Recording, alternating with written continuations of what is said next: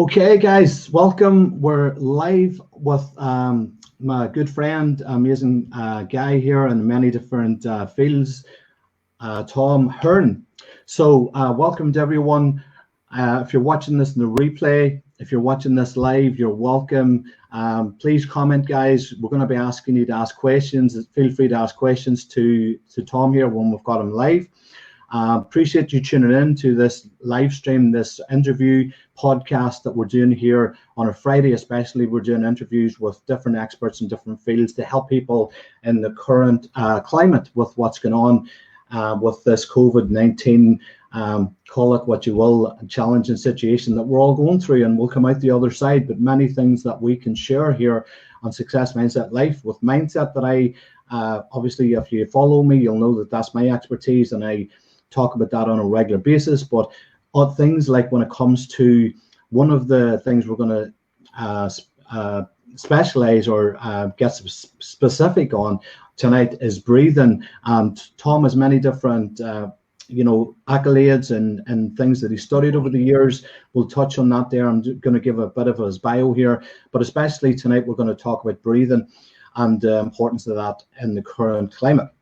Now, one of the things, even with what I do in the mindset training that we do and the teaching and the live streams, just even in the sharing information on here, is in meditation. Obviously, we talk about breathing and meditation and how important breathing is for that, but Tom takes that to another level in all the different aspects that he has studied this, and he can talk about that here. I'll talk about that in detail when we're getting into that. So just to give Tom an introduction. So Tom's a hypnotherapist. The guy's multi-trained in many different disciplines. He's a psychotherapist and also in breathing.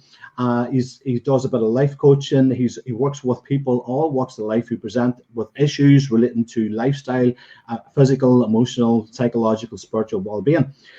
He provides one-to-one therapy, coaching, designs and delivers off-the-shelf, specializes in self-care and self-development programs, and works with teams, businesses, and addresses all these types of issues. Tom's a graduate member of the British Psychological Society and a fellow of Buteyko Professional International. That's the thing, especially was Thomas touch on the breathing side of things. He also holds an honours degree in psychology and diploma in anatomy and physiology. He finished a master's degree in law recently with the University of Ulster, where he was awarded distinction. Awesome, Tom. I know you just done that recently. That's amazing. That you're continuing your studies as well. Tom is interested in accessing to justice, unmet legal needs. That's one of the ways I've met Tom over the good number of years ago.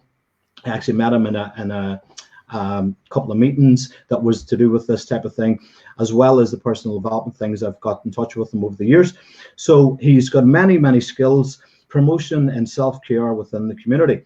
He's a keen sportsman. He enjoys CrossFit, and he holds a first Dan black belt in judo. So we know that Tom can look after himself, and he walks the talk. So it's really multi skills, but regarding self-care, especially, that we're going to talk about tonight, that's one of Tom's main specialities. So over to you, Tom. Such an introduction, but well deserved. So so tell us a bit about you, Tom, your background, before we get into the rest. Thanks very much, Mark, and it's a pleasure to be here tonight, and thank you for asking me. It's a privilege to share the space with you. Basically, I was 25 years or so in business, and it was financially, it was really good to me. However, I find my health was deteriorating. I was probably drinking far too much, and I was smoking at the time. So there was lots of things that just weren't going my way. So there was an incident happened way back in 1990, and where a colleague of mine was killed.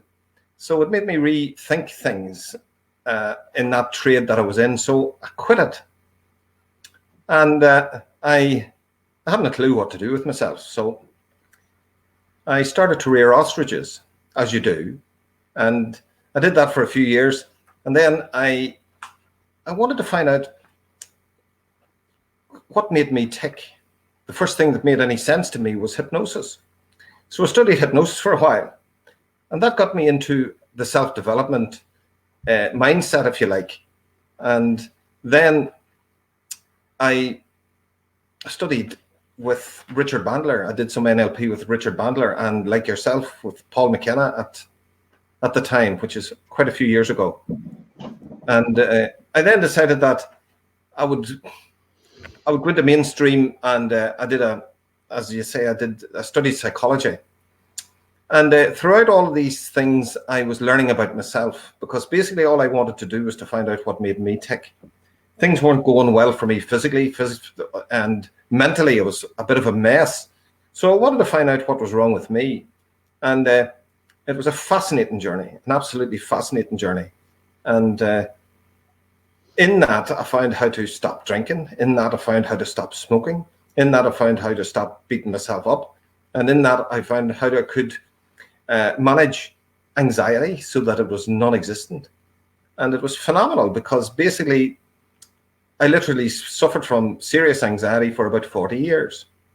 So I had plenty to work on when I was working on me, because I had plenty of shortcomings. I had plenty of issues that I could address.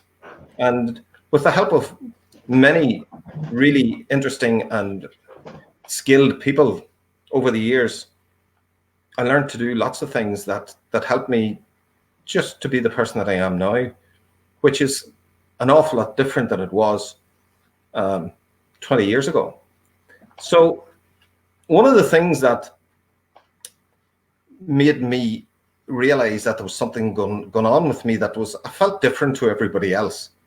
People could do things that I couldn't do, and I didn't appreciate anything that I could do myself, because I was of the mindset at the time that if I can do it, well, sure, anyone can do it. So I then trained with a guy. It was actually a Catholic priest, and his name was Father Eamon McCreeve, and he taught me trauma counseling. Fascinating. And it showed me that trauma was where I thought it was emotional and physical, or emotional and psychological. He started to say that it's actually physical, that it's definitely more than psychological and emotional. So it intrigued me, and it changed my way of thinking about trauma. So what is trauma? Like, trauma is, if you like, when your world is turned upside down without your consent, when the world as you know it has changed without your consent. Well, we are living in a very changed world at the minute, and I don't think many of us give permission for it. So we're all sort of traumatized at the minute. So we have to learn to deal with that trauma, and that can be challenging. And that's what we're finding. We're finding it difficult to handle the change. Now, changes can happen in anybody's life. Like, bereavement can cause changes in anyone's life. Accidents, any sort of thing. Birth in itself is a trauma. However, we have to find ways to handle that. And that's where my whole career was based on finding out how I could manage the traumas that happened to me in my life. Now, Eamon McCreeve, or Father Eamon McCreeve, he says that trauma, the antidote to trauma, is to soothe. And usually it's not the trauma that's the issue, it's the absence of the soothing. And that made an awful lot of sense to me as well. So I says, okay, soothing, what does that actually mean, to soothe? So I found out that I was soothing myself with cigars. I was soothing myself with alcohol. I was soothing myself with lots of things that weren't good for me. I was overweight. I was eating too much. Sugar, ice cream, they all soothed me. And without taking anything away from them, like, they did a great job at the time. So I can't knock them in any way. It's just that they were past their sell-by date, so they're beginning to harm me. So I found out that those soothers, like alcohol, smoking, anything like that, was not the actual trauma. Those were symptoms of trauma. And Then I found out that I was in the bookmaking business, so I was well used to taking risks. I was well used to that sort of lifestyle. So I realized then that risk taking is a symptom of trauma. So I started to realize that, gosh, my whole life has been dealing with trauma. And it fascinated me, scared the life out of me, but it fascinated me. And I wanted to find out more and more and more. And I wanted to be able to feel normal for a change instead of feeling anxious all the time. So I started to look at ways to soothe. And I found out that there are many ways to soothe. And coming back to the fact that it's physical made even more sense to me, because I knew that when I was doing judo and stuff like that, that when I was physically fit, I felt better than when I wasn't. I found out that things like grounding myself, just walking out in my bare feet onto the grass, made me feel better. I found out that finding a safe place. You see, traumatized people they've great difficulty in finding somewhere safe, because the world is not safe as far as they're concerned. It's been turned upside down. And just imagine this COVID-19, it has turned everything upside down. People are afraid, they're scared. I go for a walk and everybody gives you a wide berth, when they see you. So it's like we're unclean. And it's a strange time. So we're all suffering from this trauma. So the fundamental soother for me was learning to reduce my breathing. And I breathe only in and out through the nose. So it's nasal breathing for me all the time, which I find really, really soothing. Now, if you watch me when I'm talking here, you'll find that every single time that I stop talking, I close my mouth. I breathe in through the nose and then deliver. In through the nose and then deliver. And anybody that's talking for a living, start doing that, because that will leave you less shattered after a day's talking. And it's amazing. There's really sound physiological sense in what I'm saying. To me, it makes no sense whatsoever to breathe through the mouth. Very few animals in the animal world breathe through the mouth. One of the exceptions is the dog. And the dog sweats through its tongue, so it breathes through the mouth, but it sleeps with its mouth closed. Now, you'll find that if you're breathing through the mouth, you could well have an issue sleeping. But why breathe through the nose? Well, the nose, it's a really efficient filter. Now, when we breathe in through the nose, that stream of air produces nitric oxide in the nasal cavity, which is the body's way of sanitizing the air going into the lungs.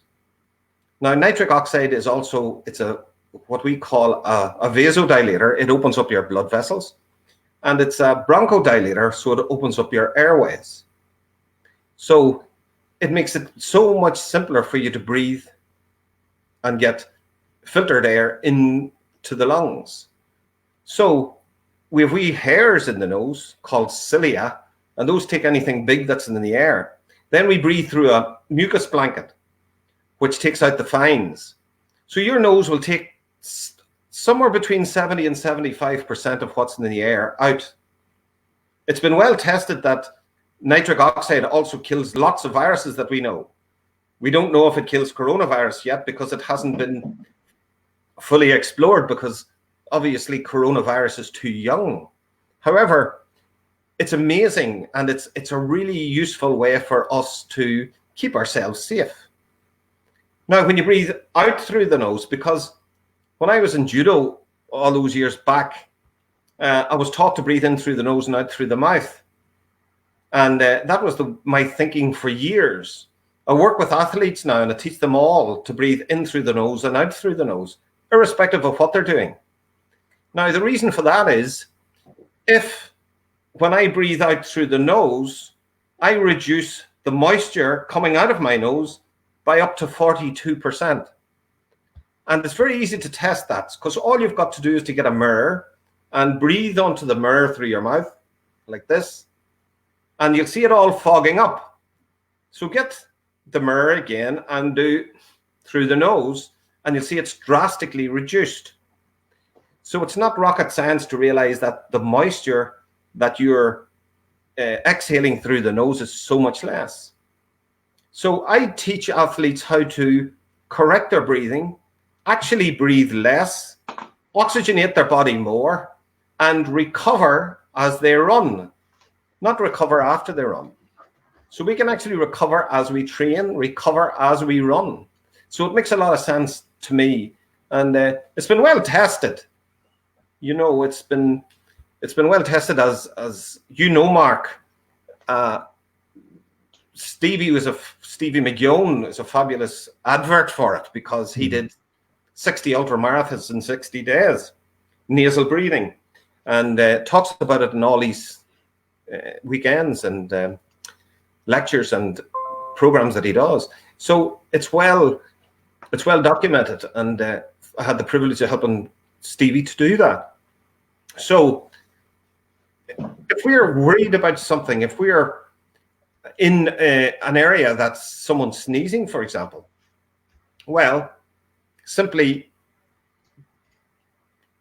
stop breathing and walk. Just hold your breath while you walk past them, and then recover through the nose. Now, it sounds too simple, but it's very effective. So if I see somebody that I think is a threat to me because of this virus thing, I just hold my breath, walk past them, and recover through the nose. Now, the chances of me picking up something is drastically reduced, simply because I haven't breathed when I'm going past them, and then I'm filtering anything else through the nose. So it's a really useful way to keep yourself safe. And when you breathe out through the nose, you're keeping everybody else safe. And just look at the architecture of the nose. If I breathe out through my mouth, the air's going all around me.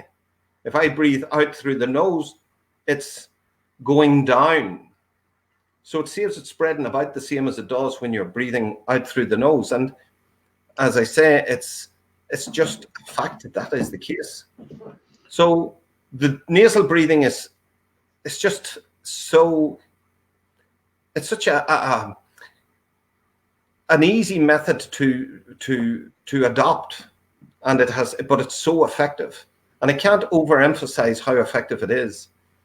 And whatever you're doing, do it with mouth closed.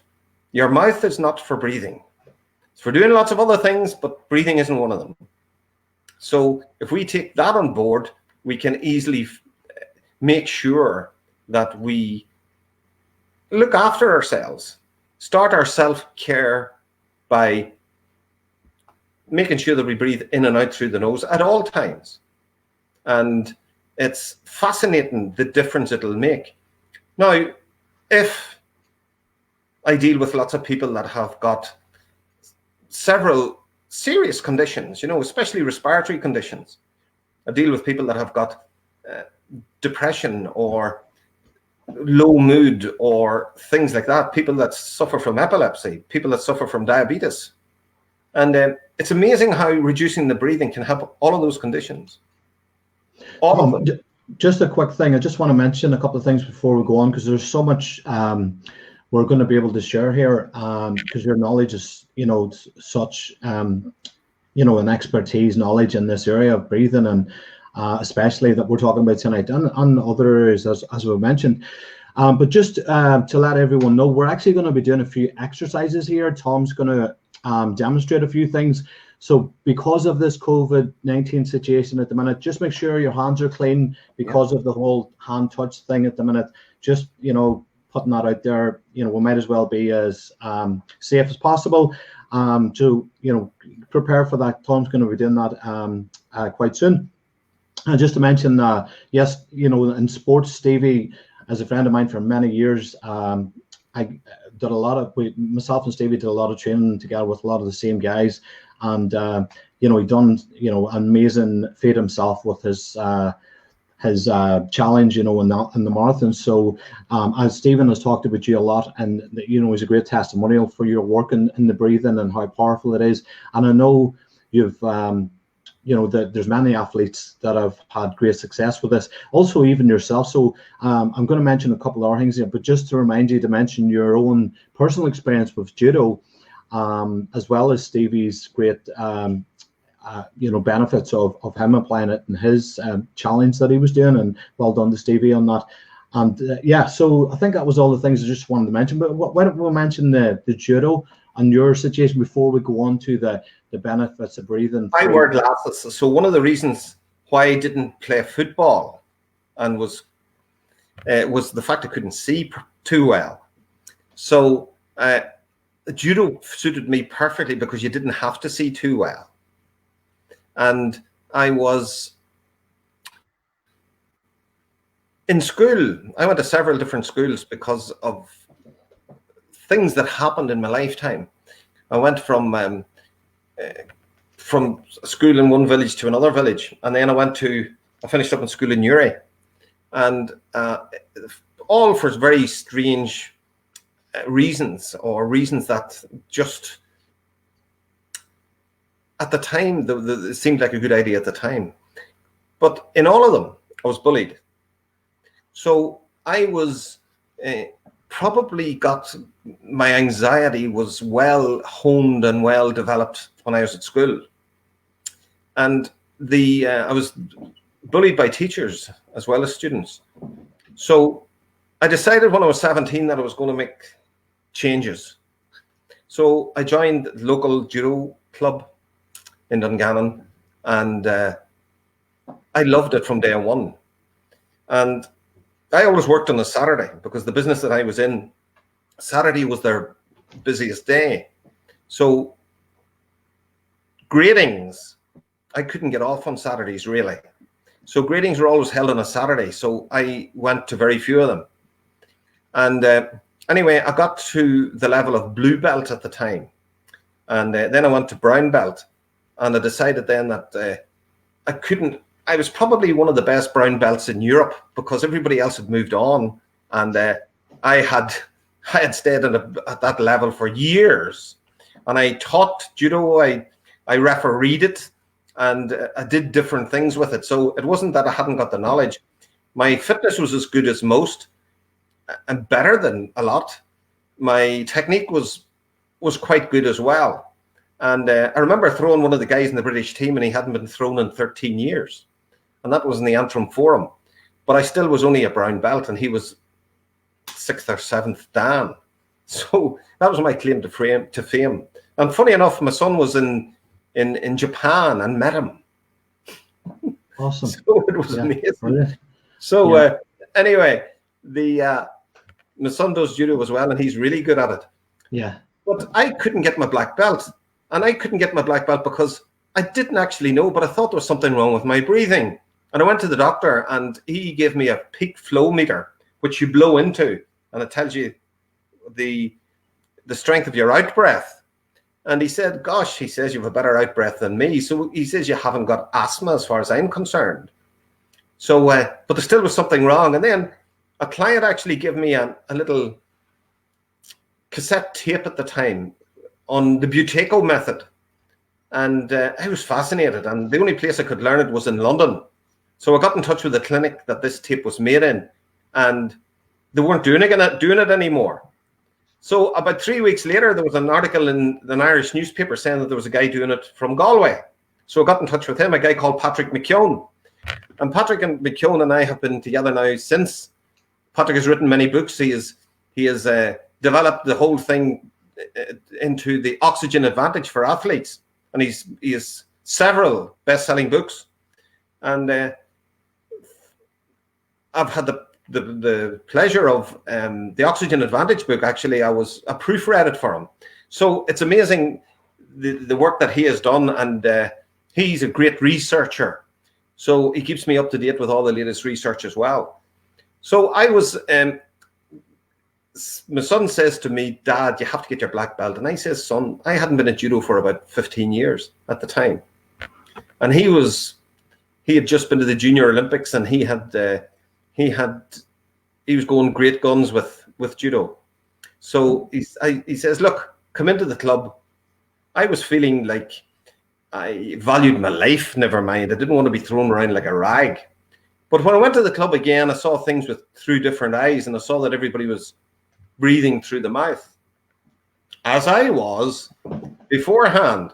So I said, oh, things could be different here. So 3 months later, I went from a black belt, and I got it I think it was my 51st year. So I was delighted because I could breathe. And that's a great example, personal story, not just with people you've worked with, you know, in athletics and different things like Stevie, but in your own personal story, and how you couldn't achieve it when you were younger because of how you were breathing, because you hadn't been taught the proper way to breathe, which you obviously have now, and now you teach it, and you were able to achieve your black belt, you know, when you were older, you know, at the age of 51, as you were saying. So amazing. And there's so many benefits of this breathing that we're obviously going to go on to talk about here, with how it can benefit with COVID-19, this current situation, how it can benefit with sleep, even your children.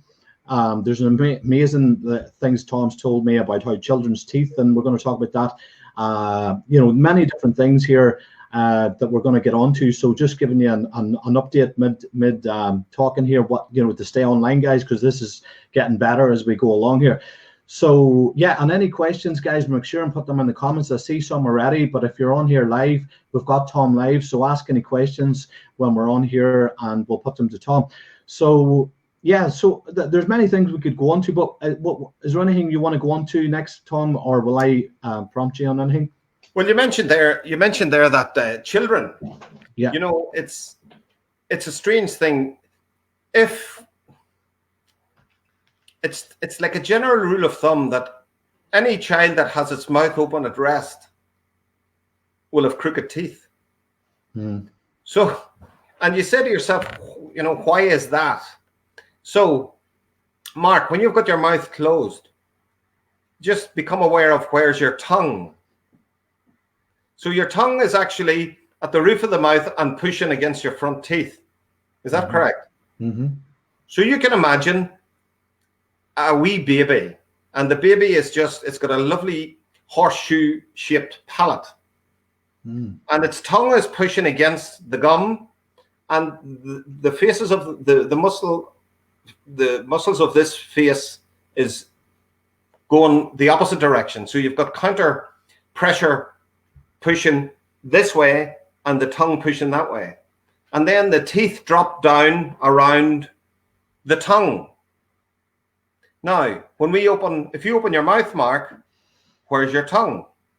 It drops down. It's at the bottom of the mouth. Yeah. So your gums lose their template. So that changes the shape of the baby's mouth, the shape of the palate, from horseshoe shape to V shaped. And it becomes like a V shape, and then we think of too many teeth. So what the orthodontist does is take away a couple of teeth at the front and spread the rest of them, because the face has narrowed because we open the mouth.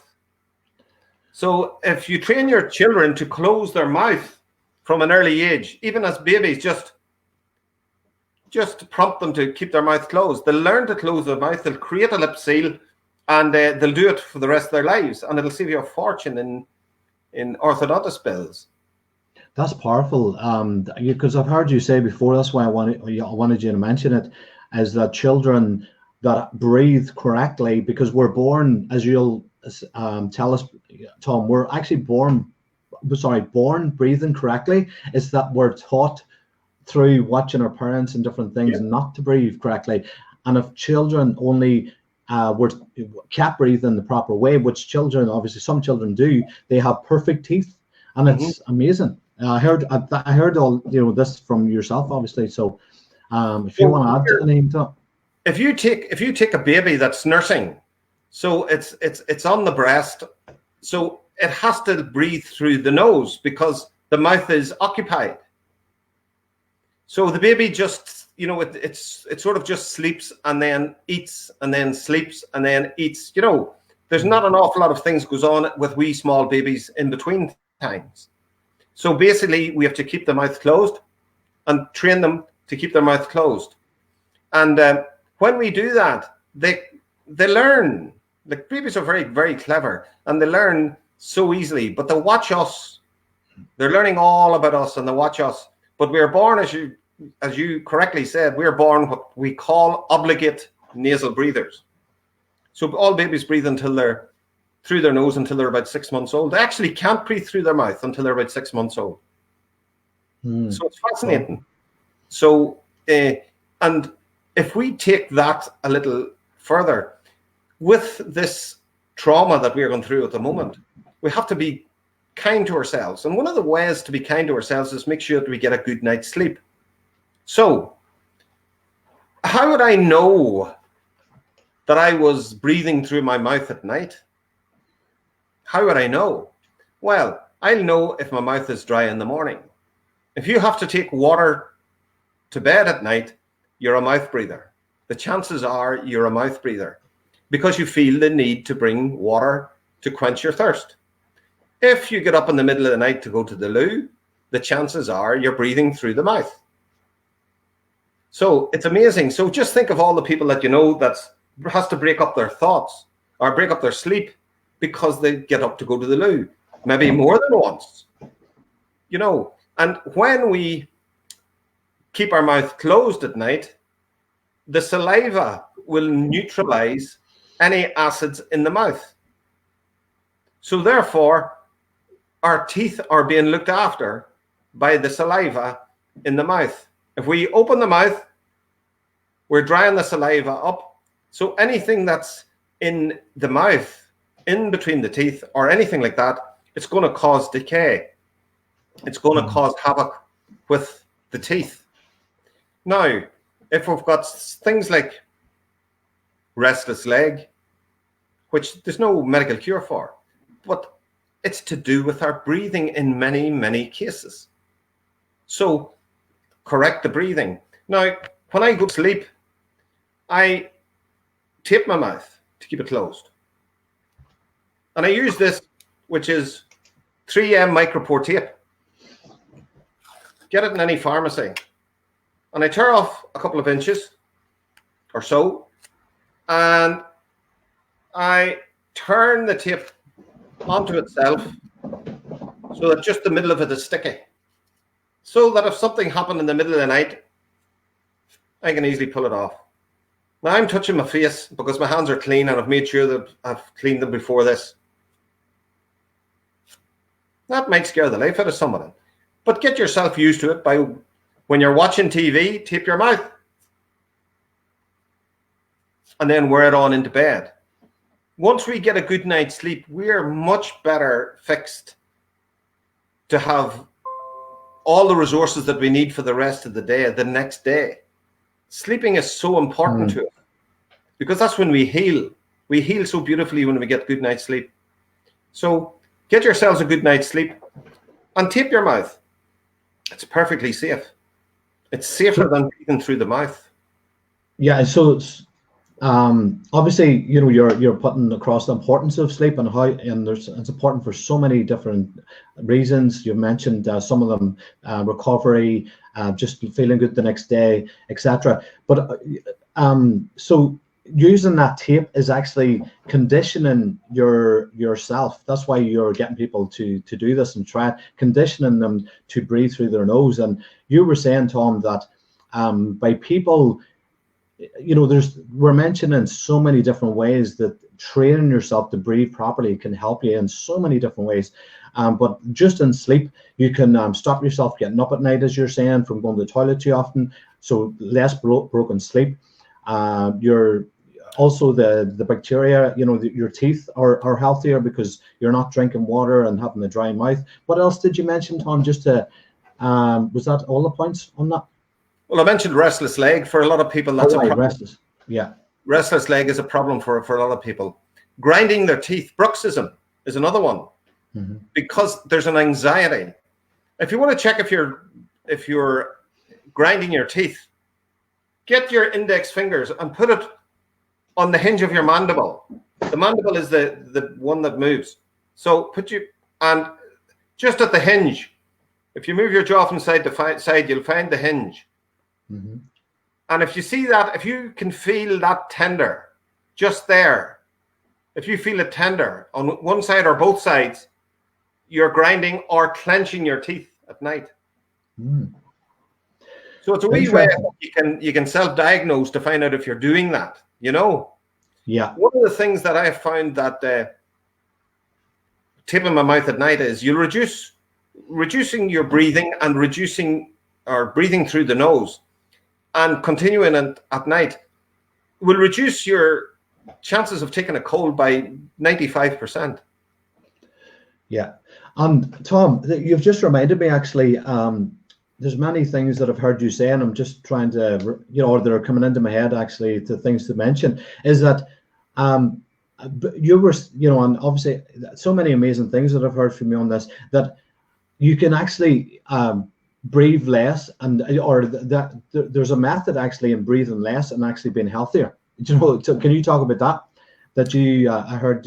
It's very simple, actually, Mark. It's actually very simple, but we get the wrong end of the stick. You see, everyone knows that we need oxygen. Every cell needs oxygen to live.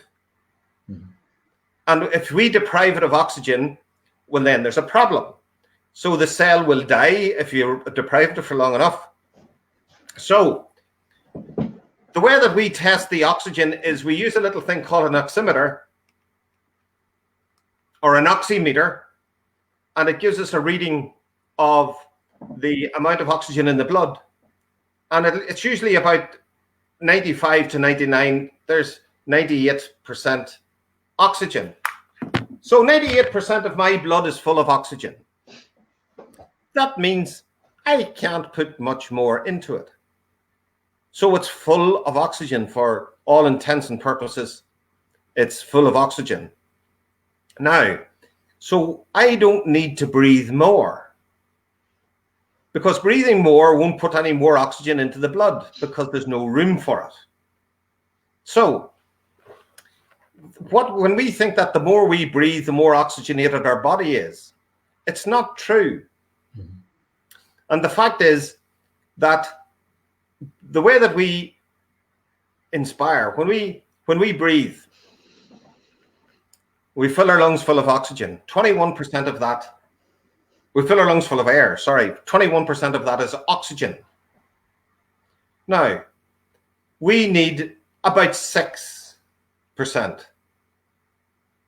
So there's loads of oxygen readily available day and night, so we don't have to store it. The oxygen is carried by the red blood cells around the body, and the cells take it as and when they need it. But there's a problem. Oxygen and blood don't readily mix. Between 1.5% and 2% of oxygen, between 1.5% and 2% of oxygen actually dissolves in the blood. The rest of it, which is 98 or 98.5%, is bonded to the hemoglobin. It's bonded to the red blood cells. So it's carried around, bonded to the red blood cells, and we can't use oxygen that's bonded to hemoglobin. That bond must be broken. And the only thing that'll break that bond is a mixture of water and carbon dioxide, which produces carbonic acid. So if we breathe out too much carbon dioxide, we haven't sufficient to make the oxygen become released from the blood. And that's what makes us breathless. It's not a lack of oxygen. It's a shortage of CO2. Excuse me to get it out. No problem, Tom. So, and I'm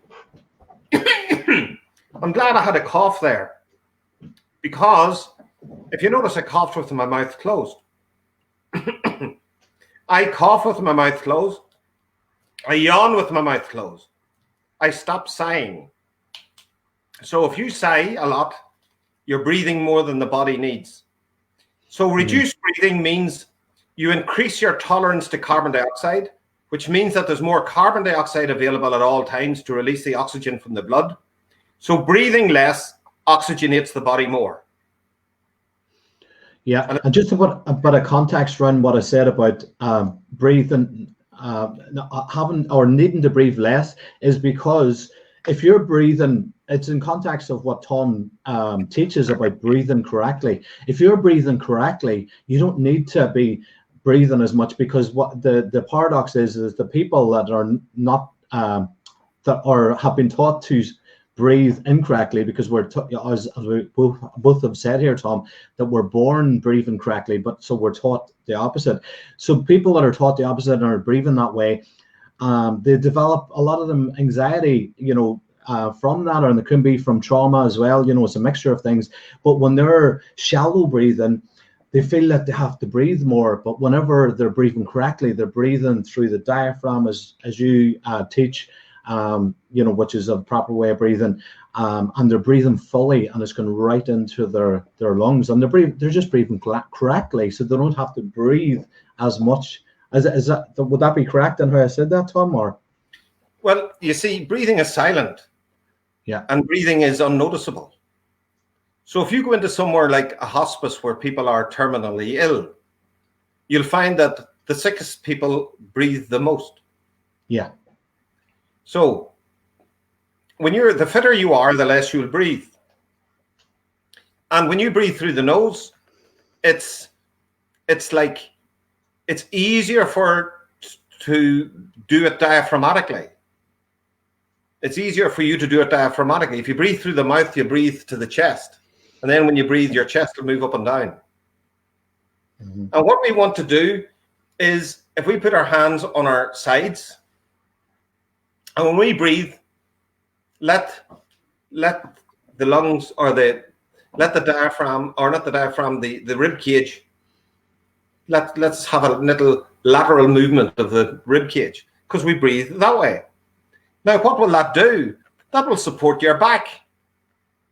So if you breathe through the mouth, you're leaving your back exposed without support.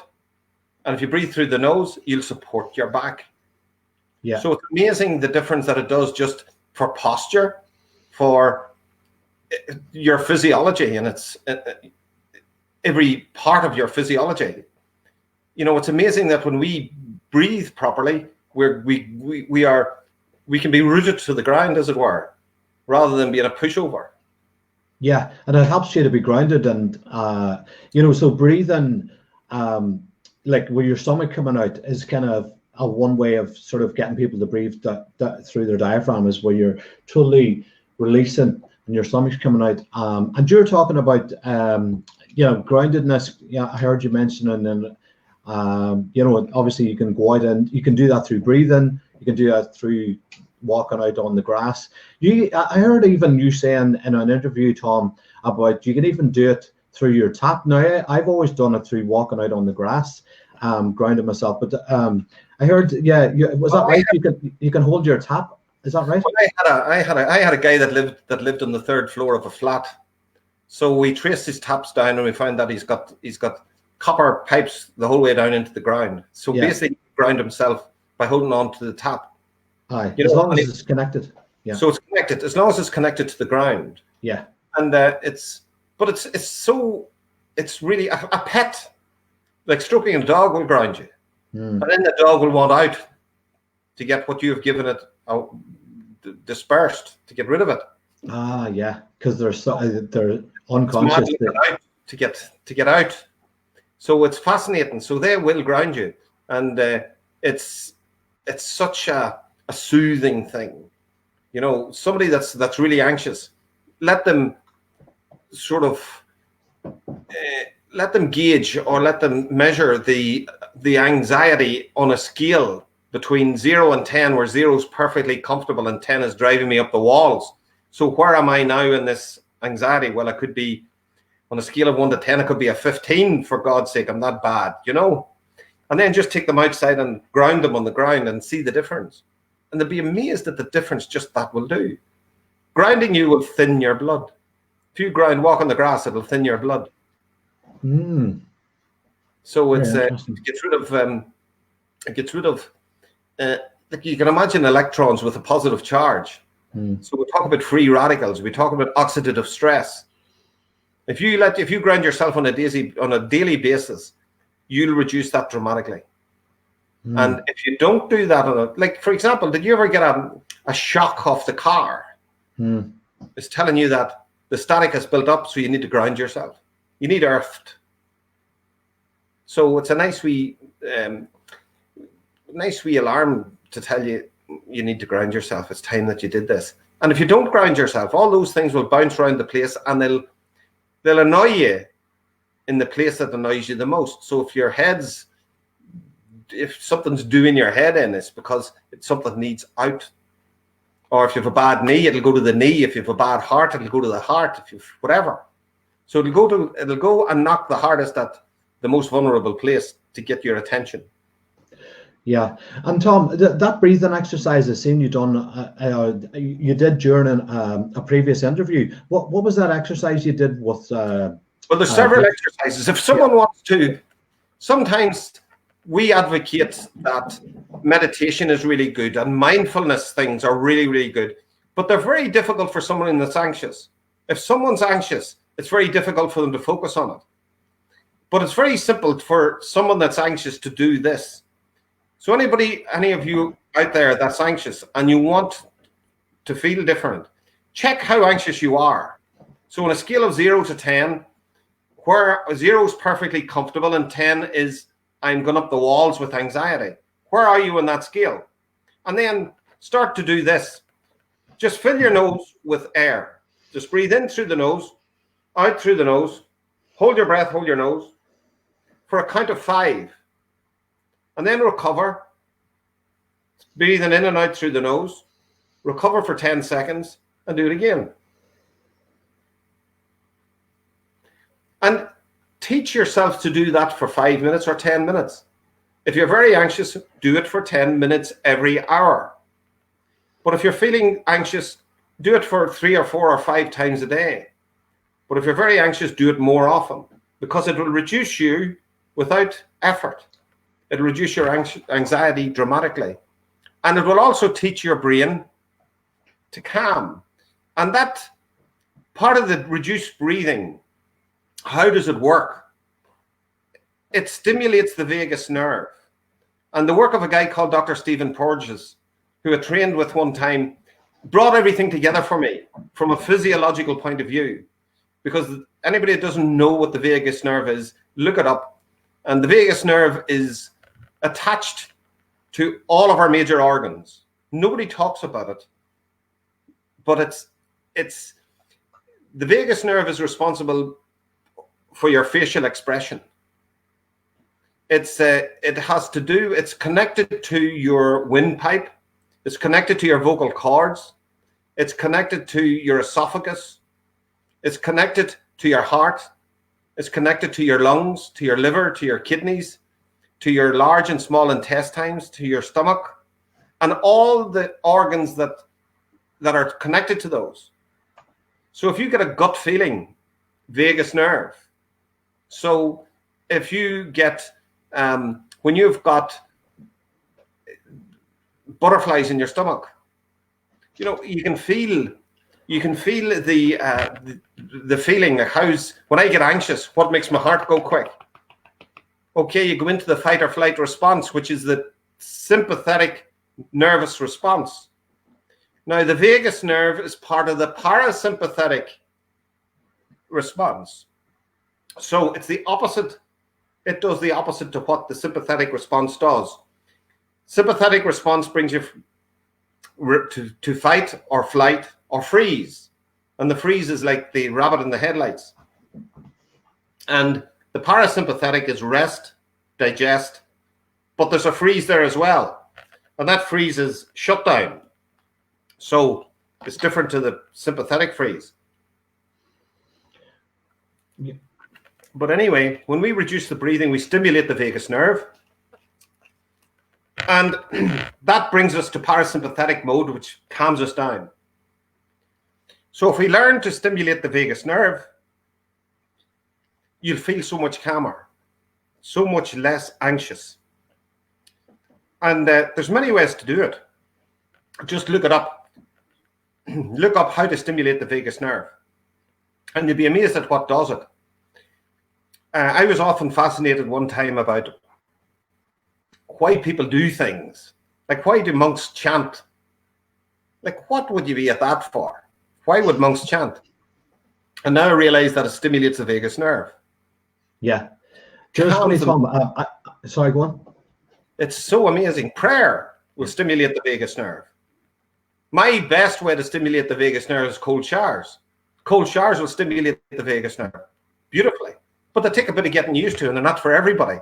But it's what I do.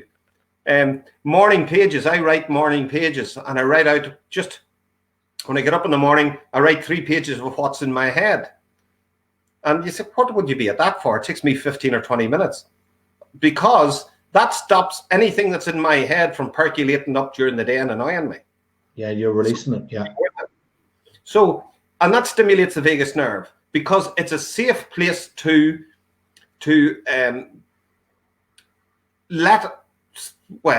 express something.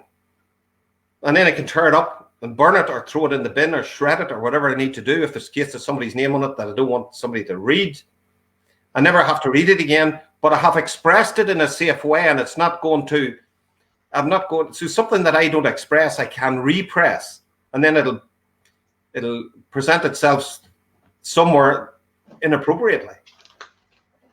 Yeah. So I find it fascinating. So if you're feeling anxious, find out about the vagus nerve and get ways that suit you to stimulate it. And you'll be amazed at the difference it does for you. I use reduced breathing, I use cold showers, I use physical exercise, and I use morning pages. And all of them, I do physical exercise with reduced breathing, all mouth closed. And if you're out for a walk and you're walking at a pace when you're not getting enough, I want you to feel that you're just not getting enough air. Nothing, no heroics. This isn't to stress you. This is just to keep your focus.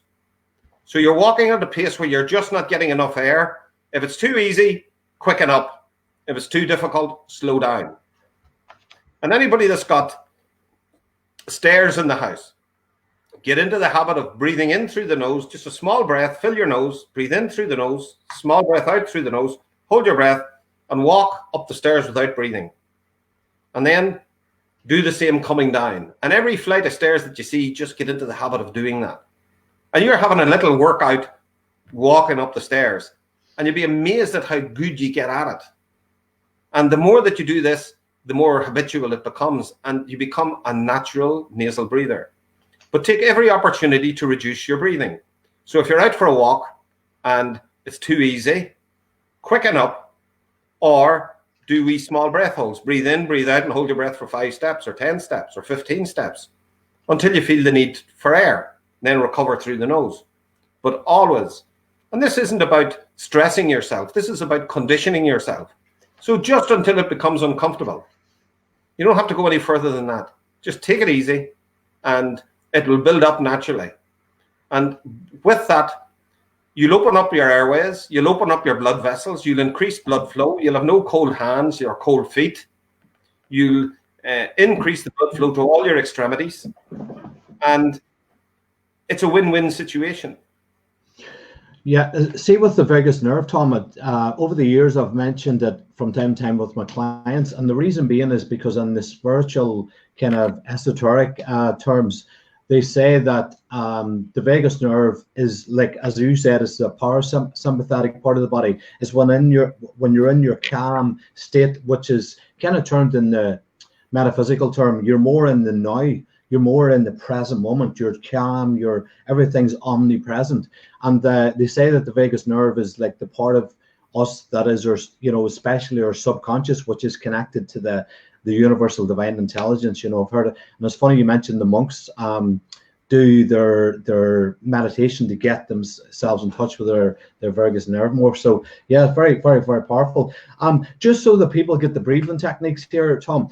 So I just want to go over it quickly. So going up the stairs, you're literally just holding your breath from the bottom of the stairs to the top.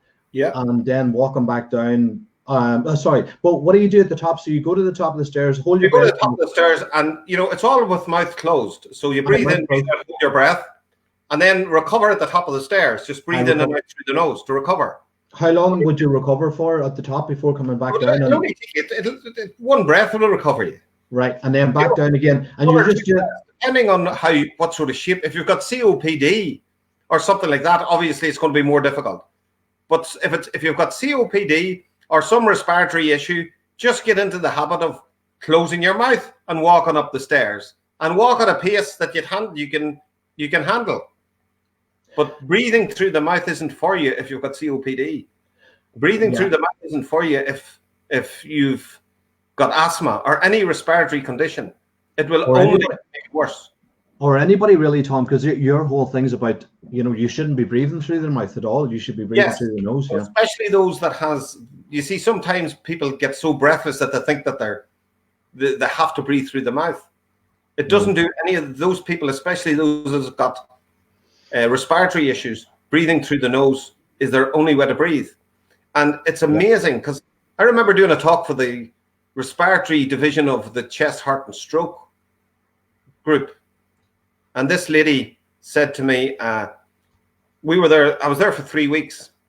And the second day that I was there, this lady was asked by her sister who lives with her. She says there was a fellow Tom there. And she says he must have shares in funeral homes, because he asked me to tape my mouth. She says, there's been no chance of me taping my mouth. What? So I was delighted that she'd mentioned it. So we started to work on her, showing her how to do it. And she had been 6 years sleeping downstairs because she couldn't walk up the stairs. And after week 3, she got her bed put back upstairs, and she's been upstairs since. Yeah. And so going up and down the stairs, would that just be a way of practicing keeping your mouth closed? It's a way of keeping your mouth closed, and it's a little workout. If you hold your breath, obviously it's a workout. Yeah. Because always remember that when you hold your breath and you do physical exercise, any sort of physical exercise, you're opening up your blood vessels. You're increasing blood flow. So you'll also reduce your heart rate, because if you open up the blood vessels, the heart's it's got a bigger aperture of something to pump through. If you breathe through your mouth, like I'll give you an example. If I had cut an artery, God forbid, I would start to hyperventilate. I'd start to pant, and that would slow the bleeding down, because it would constrict the arteries. Because if I held my breath, it would shoot out. Jeez. Oh, very interesting. So in a case like that one, something like that you would do the opposite, because you're going to bleed to death if you didn't do something, Right. So, and reducing the breathing now, we've done tests. My son did a project on reduce. There's a book coming out which is part of it as well, and it's reducing the breathing to reduce blood sugars in type 1 diabetics. Interesting. Very good. We'll let everyone know about that. So is your son's book, or is he part of the book? It's Patrick McKeown's book, and it's I think he's done the part of the chapter, one of the chapters on it, so very good. My son's a medic, by the way. He's a doctor. So he's specializing in plastic surgery for burns. Oh, very good. But he's sidestepped at the minute, and he's doing exclusively coronavirus stuff. He's doing research in that. So he's got a group of doctors that he's the researcher for, and fascinating. So I get all the news and all the latest stuff about COVID-19.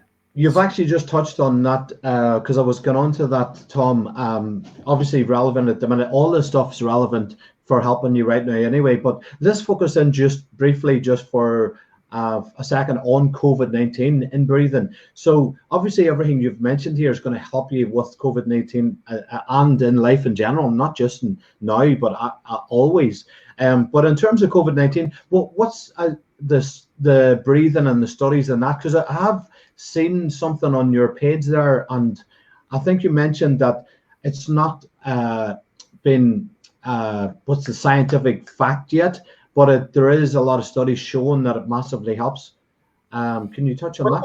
All of the other viruses, the main viruses that we have, that has been introduced in my lifetime, and nitric oxide has been used to treat them. So we produce nitric oxide in the nasal cavity.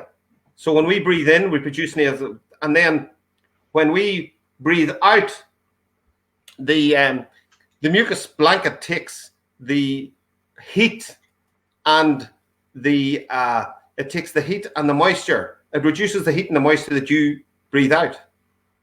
So when you breathe in, it's collecting, it warms and conditions the air, and when you breathe out, it does the same to take it out. So most of what people don't realize, the breath is so important, because most of our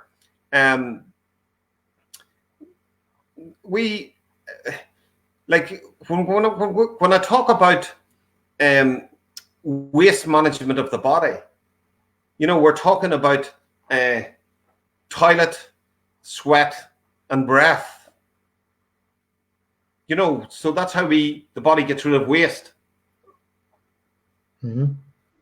About 70% of that is the breath. I heard actually a very interesting thing, that when people lose weight, it's actually coming out through their breath. Have you heard that? Yeah, it's crazy. Yeah. There's actually scientific studies that how people lose weight, and it's mostly through their breath. And I think that's what you were adhering to, about 70%. Yes, it's mostly through the breath. Yes, because when we eliminate, most of our elimination is done through the breath.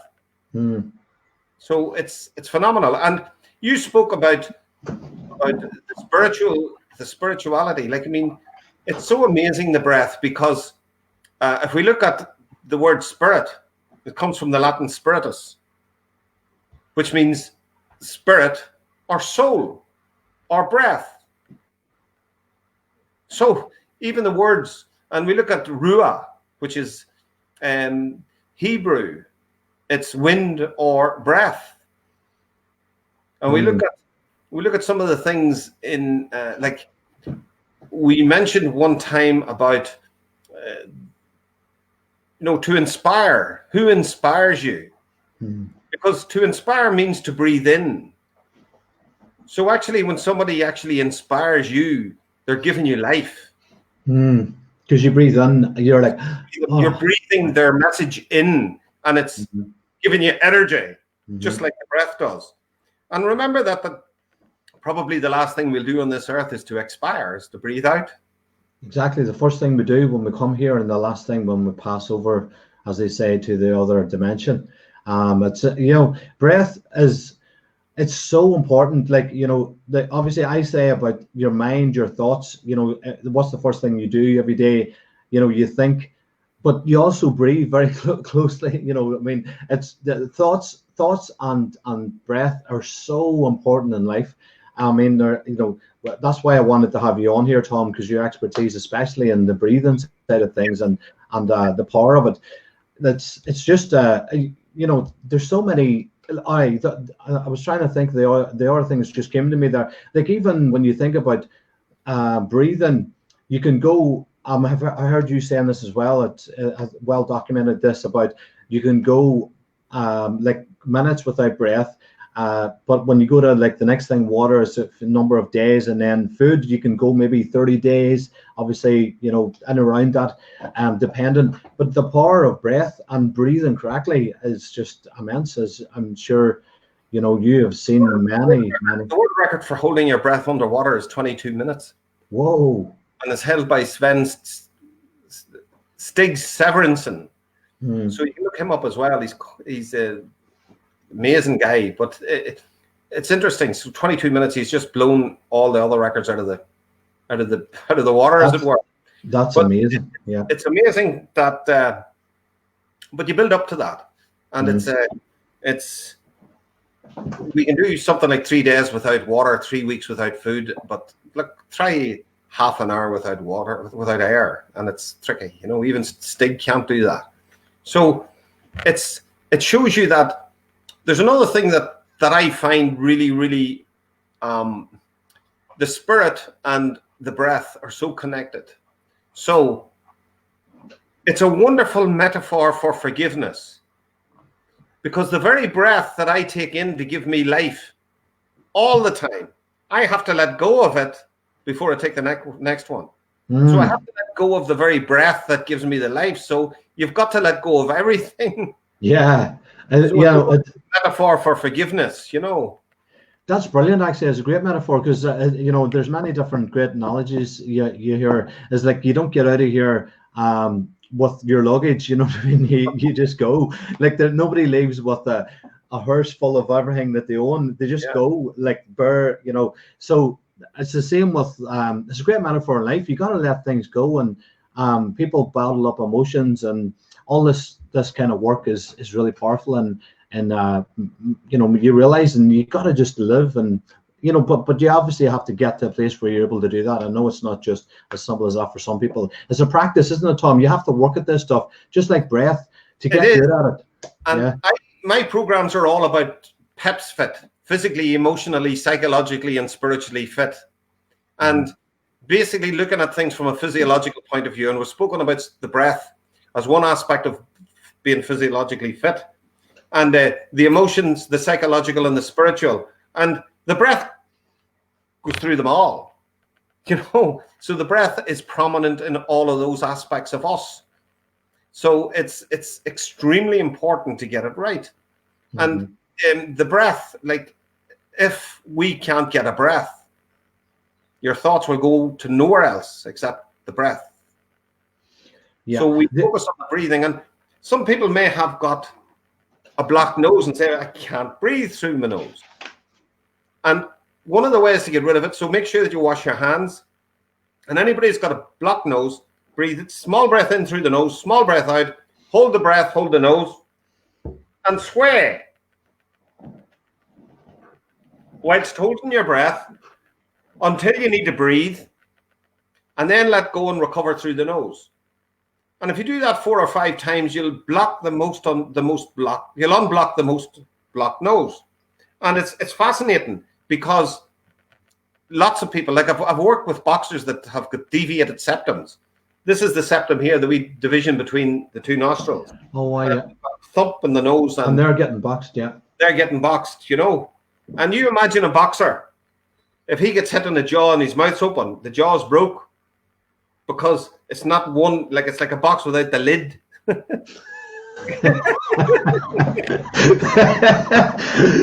Oh dear.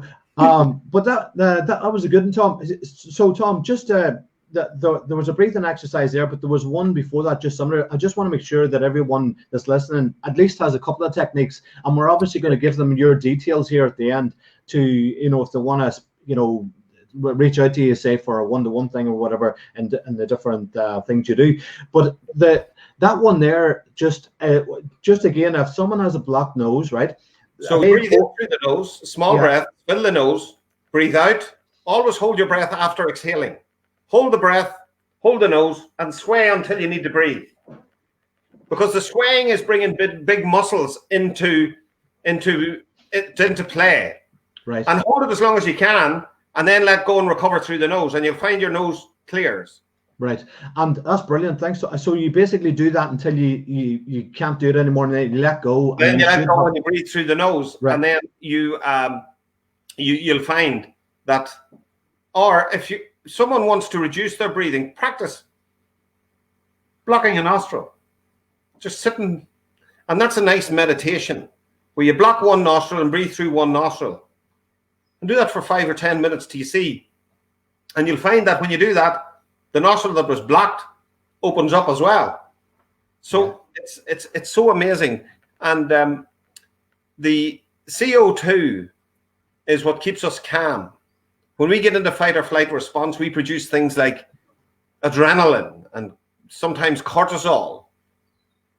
And in order to get us from that fight or flight response to the parasympathetic response, just turning off those things won't do it. We need more help than that. So CO2 will do it. So holding your breath, doing small breath holds and bring you down. So increasing your tolerance to carbon dioxide. Carbon dioxide is one of the most important regulators in the human body. It certainly is not a waste gas as far as the human body is concerned. And there's only 0.03% of the air has carbon dioxide in it. We need 5%, and it's 0.0, so we have to reduce our own.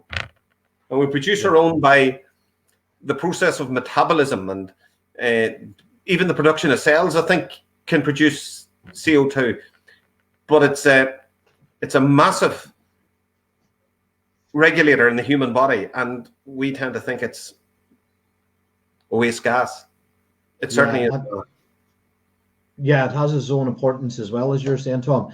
Tom, and just the other one on the anxiety, and obviously at the minute with this COVID-19, people might be anxious, and just to help them with that, just as a reminder, what you said was breathe in, breathe out, and then hold for 5. And then you just, yeah. So what we do is we fill the nose, breathe in, fill the nose with air, breathe out. So it's small breath, hold the nose, and hold it for a count of 5. Then let go and count to 10. Then do it again for 5, let go and count to 10. Now that doesn't put anybody under any stress. If 5's too much, do it for 4. Because it's that little small thing will reduce your heart rate, it will reduce your anxiety, and if you can, do it for 10 minutes every hour until you really, really can. Or do it for 15 minutes till you get down. So just the difference. That's much better than take a deep breath. Yeah. So that's what. Sorry, go on, Tom. It's much better than the usual thing is take a deep breath. Yeah. Because usually what deep breath means is take a big breath. We don't need to big breathe anytime.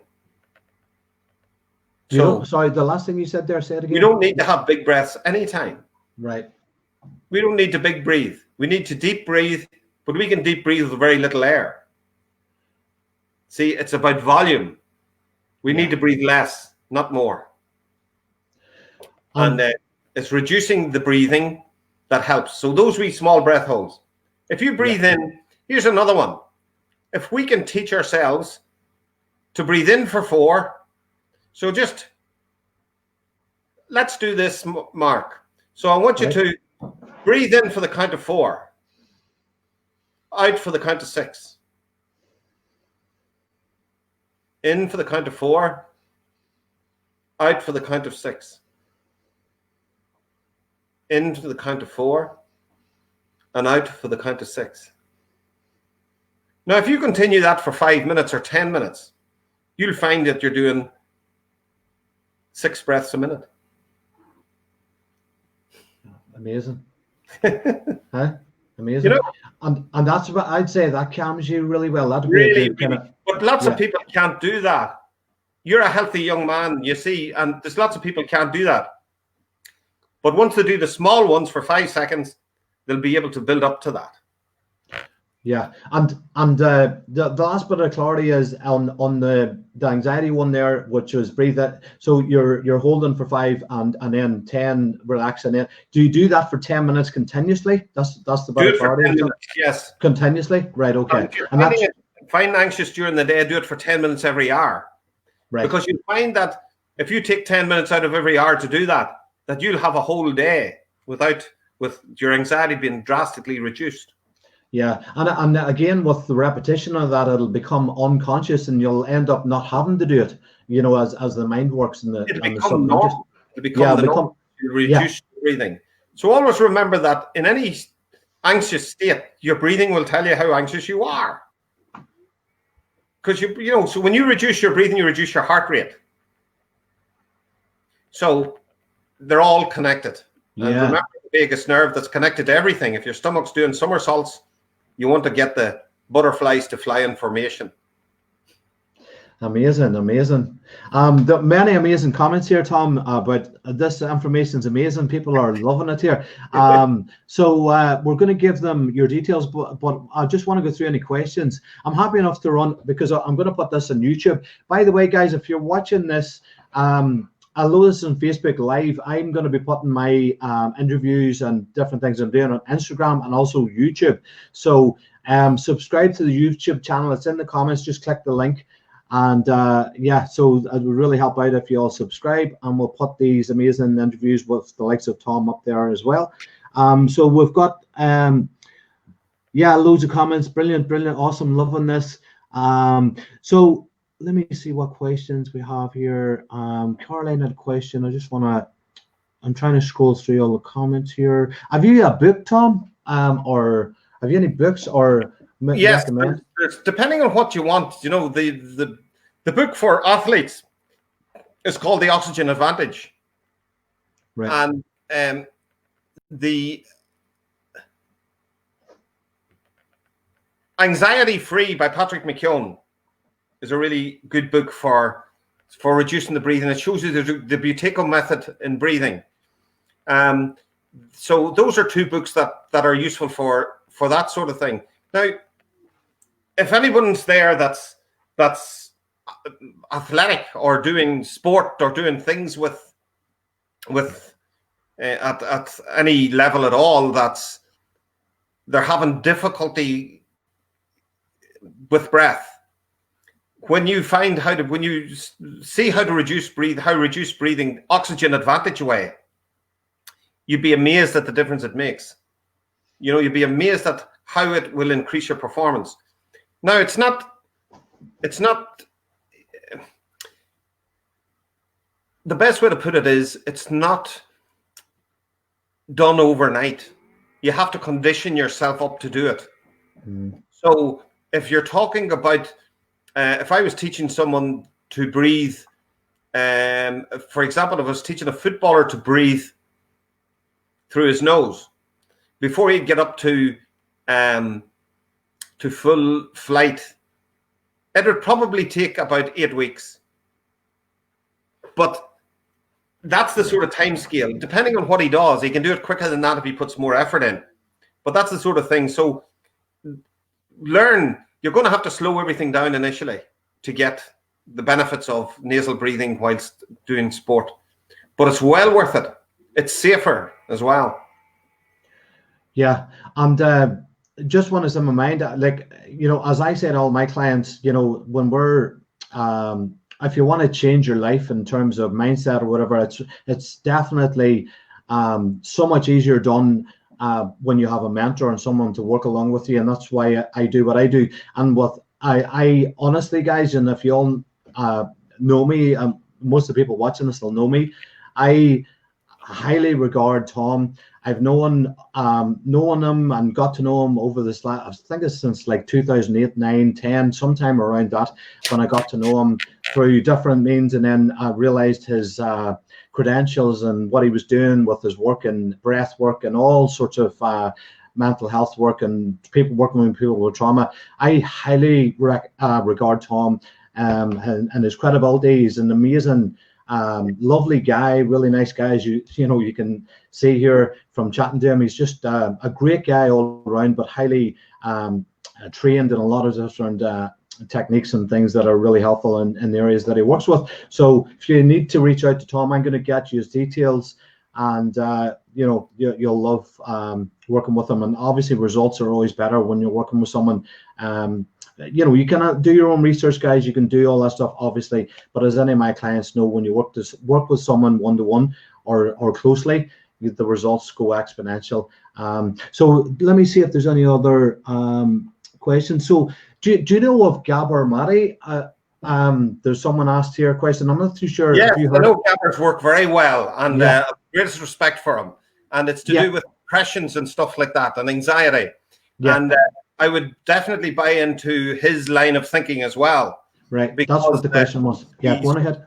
From the same hymn sheet, you know? Yeah. Because Caroline, actually one of my mentorship clients, and she would verify what I just said there in terms of working with someone. As I'm saying to people to reach out to you, Tom, if they need any help with any stuff you do.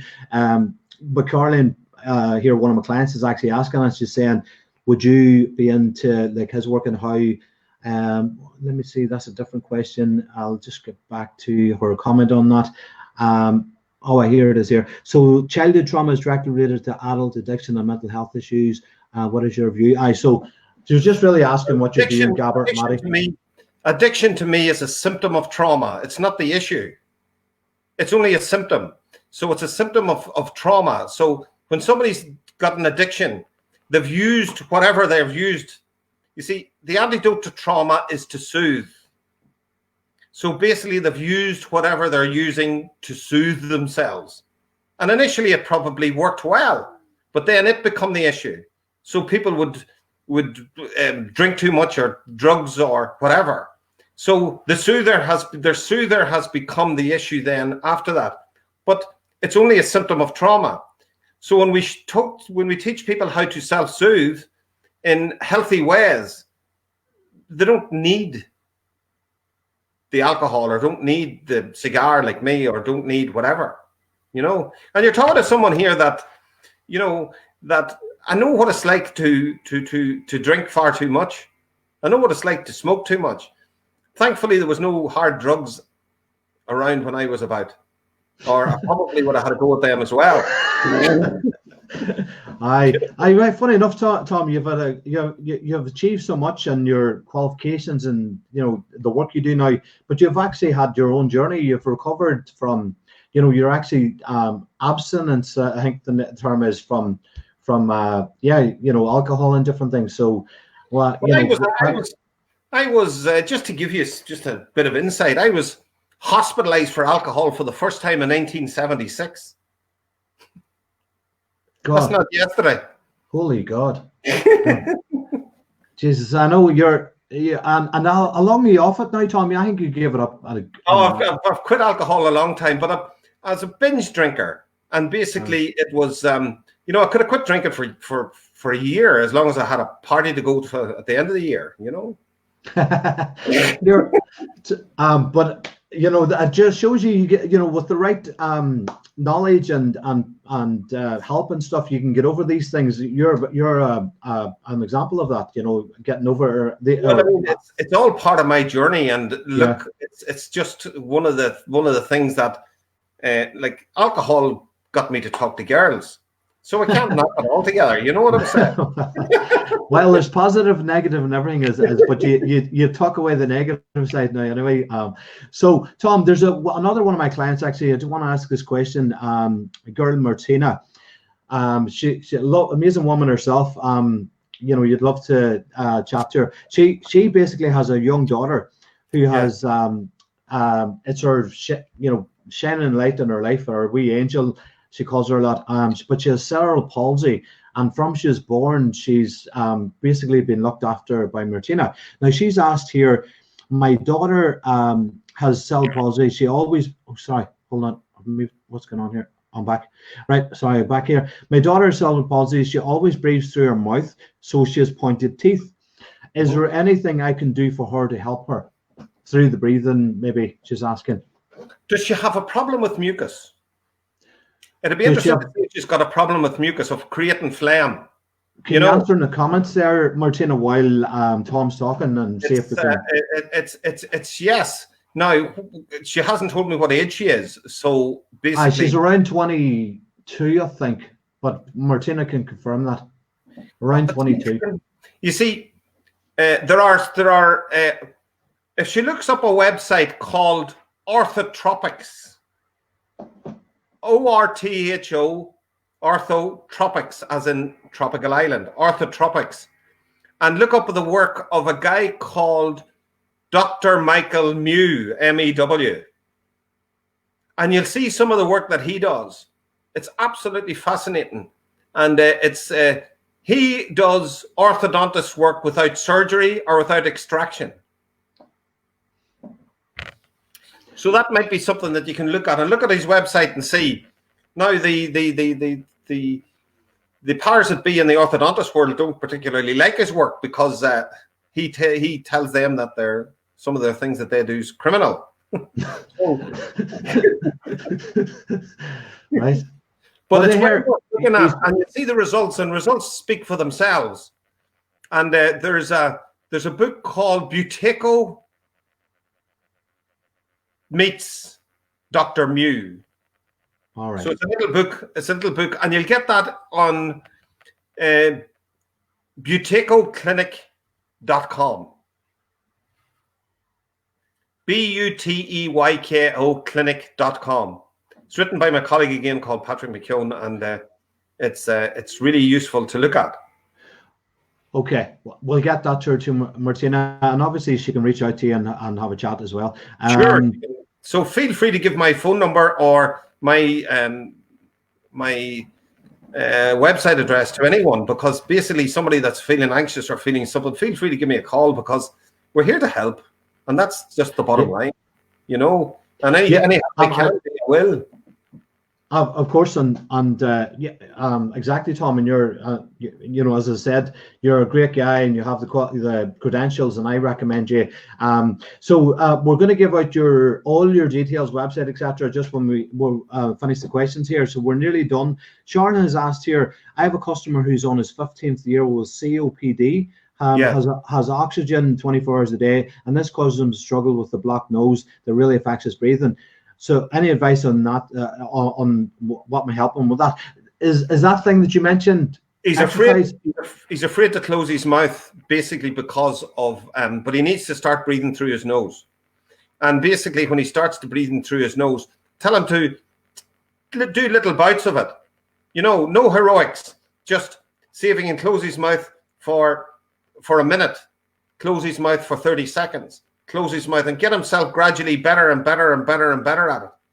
I've had people that have COPD for many, many, many years, and they've all of them have recovered dramatically. Now they're not going to run a marathon, but they can walk up the stairs. You know, so it's phenomenal the difference that it can make. So COPD is he's obviously, or more than likely, an ex-smoker, and because after you stop smoking after about 30 years, you can take this COPD, and it's very debilitating. I'll tell you a little story. I worked with a guy I got a call from a guy in the from a friend of this guy's in the Royal Hospital, and he said, "Can you help this man? He's got a very serious lung condition." And I says, "I don't know." And he says, "Will you come down and see him?" And I says, "I will." So he'd been given about 6 months to live, and he had loads of things to do, and he says, "I need a wee bit more time." And he says, "Well, nobody." So I spoke to him, and he left the hospital that day. Gosh. He came out with me, and so 2 years later, the guy that phoned me about this guy died. Mm-hmm. So it's amazing. So it was, but it's such an amazing thing that when we get people to breathe through the nose, now, it will scare them for a while, but take it very gently and do it often till you see the difference. So let them do it when you're there, so you can give them that little bit of confidence to do it. Yeah, the reassurance that so Sharon could try that when she's there and get him used to it. It's all about creating confidence for him to do it, and he'd be amazed, because once he gets it, once the penny drops in his head that closing the mouth is the thing to do, he'll do it for himself. Brilliant. Because he'll start to get confidence in it. Right. So Tom, have you any videos you've created? Someone has asked us, do you have a YouTube channel? Maybe you haven't done that, because I'm not too sure. I haven't done a YouTube channel. No, I haven't done. Basically, I was sort of. It wasn't my thing, but I'll start to do it. We'll put this. I'll start, and this will be the first one on the tube. I'll put this up for you. Yeah. And Tom, do you have any videos or anything anywhere like people could look at in advance of maybe coming to, or is it maybe it's not something you've done yet, but you're going to start doing maybe? Is that right? If you go onto my Facebook, you'll get it. You know, if you saw Tom Heron or Tom Heron, you'll find things on my Facebook, and you'll find some very relevant things that I do. I'm also on the I work with quite a few people that has got serious asthma, and I work with people that, as you know, whether it's got COPD and it's got different respiratory conditions, because sarcoidosis and bronchitis and different things. So and this method works with them all. And I firmly believe that when we reduce the breathing, the symptoms will dramatically decrease. We breathe more than the body needs, which basically means we're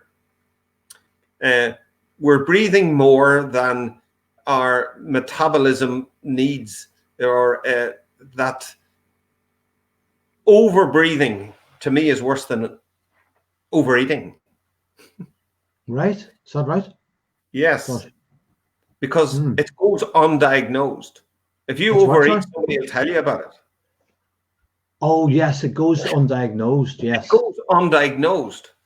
So somebody will tell you if you're eating too much, for flip's sake, you need to, you need to do something. But if you're over breathing, nobody will mention it. Not many people are aware of that and wouldn't notice it, except for someone like yourself or myself. Someone's talking to me on the phone, I could give you a list of symptoms that I can tell them that they have just by the breathing. Yeah. And they're amazed, and they're saying, oh, gosh, and they say, have you hypnotized me on this phone to know all of that, and all this sort of stuff. But it's breathing's like, it's part of, like, it's your life, like breathing. It's what, thinking and breathing is two of the most important things. Well, you just think of all living things breathe. Yeah. All living things breathe. It's all such a fundamental part of life. I'm not sure if all living things think. I just don't know. Well, that's the humans think. The animal kingdom would be more unconscious. They're it's like an unconscious programming. Like a dog's a dog. It doesn't think as such. It would have emotions, but not the thinking. That's the teachings I've had, and on the human mind. That's why we're called the highest power, or highest form of creation, because we have the power to think. We can create and go and build a skyscraper or go to the shop, etc. But everything breathes, as you say, Tom. So everything breathes. So the last thing, just to mention, I know you've already said this, I just want to say from Martina's sake, because she put in the comments, her wee beautiful angel child is 23, must have had a new birthday, and she actually has all her teeth already removed, and she does have, I just want to double check the mucus thing. The mucus is no mucus.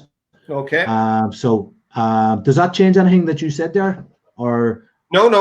Sometimes it can happen. You see that they create a lot of mucus, but she can train herself to close her mouth. There's stuff called myotip, MYOTAPE. You will get it on thebutecoclinic.com, and myotip it's like, it doesn't actually cover the lips, but it goes round the mouth. There's actually, you can see the lips. So it's just, if you can imagine putting a piece of tape over your mouth and cutting the center piece out. So it's not as threatening to people to wear it sometimes, because their mouth's not actually closed. It's keeping the mouth closed, but it's not actually covered. And it's really useful for somebody that, like your daughter, that might, because when she starts to keep her mouth closed, she'll see the difference. She's probably using retainers as well. Is she using retainers to her teeth in the minute? If she's had orthodontics work, she's probably using retainers. Now, if she got in touch with Michael Mew, he would show her different retainers that she can get. All teeth can be moved at any age. Right. So we can move teeth. Yeah. At any age. Yeah. So it's not that they're fixed, permanent fixtures. They can be moved, but they have to be encouraged to move. So go ahead, Tom. Were you going to say something? So if she needs the teeth straightened, or the teeth, what do you call it? There's ways and means to do it. And it doesn't involve extraction, or it doesn't involve surgery.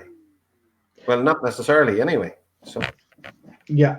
So look, that's fine. And as I say, anybody else that if Martina wants to reach out to Tom, or anybody else wants to reach out to Tom, they obviously can do that. So Tom, how do they reach out to you? What's your methods and of them contacting you, and let us know about your contact.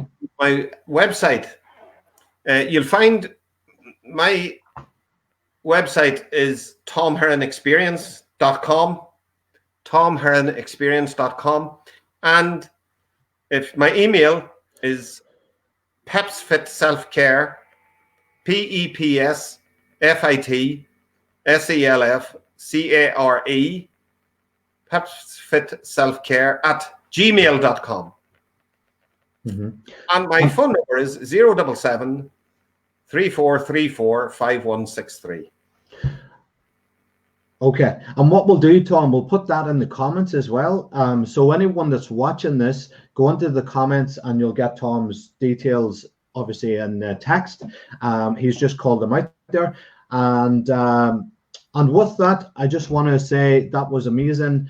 The comments in here verify that everyone's that's been on here live has loved this and have got lots of value. Tom has abundance of knowledge in this area that we're talking about, and other areas as well, as we wrote out in his bio. So we're really so happy to have you on here, Tom. Thank you for coming on to share your amazing, valuable knowledge at the minute with people that really can help them at the minute in this current situation. Because anything we can do to share and help, with people at the minute, and to grow together, to know that we can get through this.